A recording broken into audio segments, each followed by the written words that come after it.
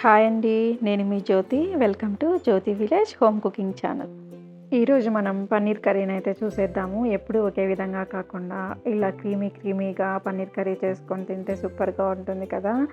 కొత్తగా వంట నేర్చుకునే వాళ్ళు కూడా ఈజీగా చేయొచ్చు అనమాట ఈ పద్ధతిలో. మరి ఏమేమి కావాలి, ఏ విధంగా చేయాలో చూసేద్దాము. ఇది అన్నం, చపాతీ, పూరీలకి చాలా బాగుంటుందన్నమాట.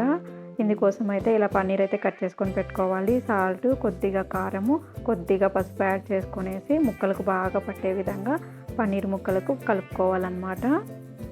స్పూన్తో కానీ లేదంటే చేత్తో కానీ కలిపేసుకోండి.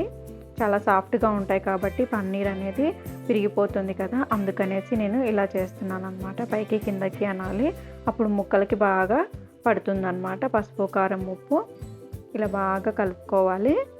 ఇలా బాగా కలుపుకున్న తర్వాత ఇప్పుడైతే ఒక 5 నిమిషాలు అయితే పక్కన పెట్టేద్దాము.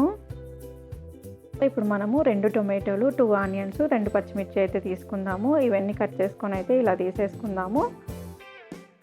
ఇప్పుడైతే టొమాటోలని మిక్సీకి అయితే వేసేసుకుందాము.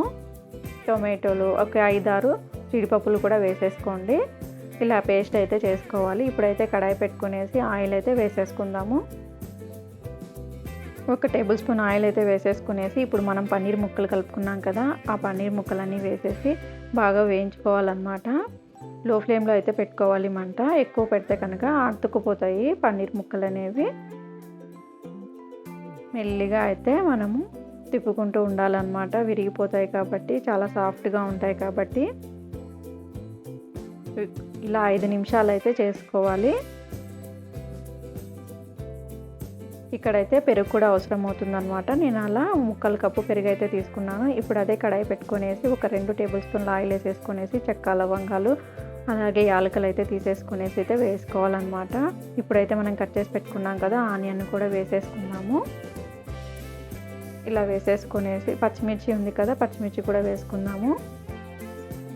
ఇలా అన్నీ వేసేసి బాగా కలుపుకుందాం అన్నమాట. ఆనియన్స్ అయితే మరీ ఎక్కువ వేగన అవసరం లేదు, కొద్దిగా వేగితే అయితే సరిపోతుందన్నమాట. ఇప్పుడు మనం తీసుకున్నాం కదా పెరుగు, ఆ పెరుగులేకైతే 1 స్పూన్ కారము, కొద్దిగా పసుపు, అదేవిధంగా కొద్దిగా గరం మసాలా, 1 స్పూన్ ధనియాల పొడి అయితే వేసేసుకుందాము. ఇవైతే ఇప్పుడు బాగా కలిసేలాగా అయితే బీటర్తో బీట్ చేసుకుందాము. ఇలా పెరుగులో ఇవన్నీ కలిపి వేయడం వల్ల మంచి టేస్ట్ అనేది వస్తుందన్నమాట. ఇక్కడ పెరుగు ఎంత తీసుకున్నానంటే ఒక 5-6 స్పూన్లు అయితే తీసేసుకోవాలన్నమాట. ఆ ముక్కలు కప్ అయితే తీసేసుకోవాలి. ఇక్కడైతే 1 స్పూన్ అల్లం పేస్ట్ వేసేసుకునేసి పచ్చివాసన పోయేంత వరకు బాగా వేయించుకోవాలన్నమాట. ఇప్పుడైతే మనం ప్యూరీ చేసుకున్న టొమాటో పేస్ట్ని అయితే వేసేసుకుందాము. మీడియం ఫ్లేమ్లో పెట్టుకునేసి ఆయిల్ పైకి తేలేంత వరకు అయితే, పచ్చివాసన పోయేంత వరకు మనమైతే పెట్టుకోవాలి. ఇప్పుడైతే మూత అయితే పెట్టేసుకుందాము. ఒక 2 నిమిషాలు అయితే పెట్టుకోవాలన్నమాట. మధ్య మధ్యలో ఇలా తీసి అయితే కలుపుకుంటూ ఉండాలి. ఇప్పుడైతే మనము పెరుగులో యాడ్ చేసుకున్నాం కదా, అదంతా యాడ్ చేసుకుందాము. పెరుగు వేయడం వలన మంచి టేస్ట్ అనేది వస్తుందన్నమాట. ఇలా అన్నీ కలిపి తీసుకోవడం వలన గ్రేవీ వస్తుంది, క్రీమీగా ఉంటుందన్నమాట బాగా కర్రీ అనేది. ఇలా వేసాక 5-6 నిమిషాలు అయితే పెట్టేద్దాము. 5-6 నిమిషాల తర్వాత అయితే ఇక్కడ పన్నీర్ ముక్కలను అయితే వేసేసుకుందాము. ఇలా వేసేసుకునేసి బాగా కలుపుకోవాలన్నమాట. ఇక్కడైతే వాటర్ కూడా నేనైతే యాడ్ చేయట్లేదు, మనం పెరుగు వేసుకున్నాం కాబట్టి. ఒకవేళ కావాలనుకుంటే కొద్దిగా వాటర్ అయితే యాడ్ చేసుకోండి.